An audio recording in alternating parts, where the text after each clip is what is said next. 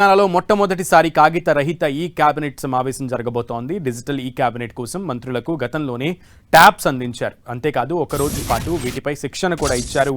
పూర్తిగా cabinet time, తేదీ వివరాలను, ఎజెండా కాపీని కూడా డిజిటల్ విధానంలోనే మంత్రులకు పంపిస్తున్నారు. ప్రధాన కార్యదర్శిగా కొత్తగా బాధ్యతలు స్వీకరించిన సంజయ్ జాజుకు ఇదే తొలి cabinet meeting. CM Revanth Reddy అధ్యక్షతన సచివాలయంలో మధ్యాహ్నం 3 గంటలకు ఈ సమావేశం ప్రారంభం కానుంది. ఈ సమావేశంలో పలు కీలక అంశాలపై మంత్రివర్గం చర్చించి నిర్ణయం తీసుకోనుంది.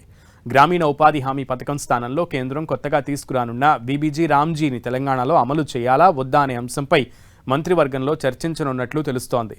విద్యార్థుల ఫీజు రీఎంబర్స్మెంట్ విధానంలో తీసుకురావాల్సిన మార్పులు, నిధుల విడుదలపై చర్చించి ఓ నిర్ణయం తీసుకోనుంది. ఇక వ్యవసాయం, సాగునీటిపైన మంత్రివర్గం చర్చించనుంది.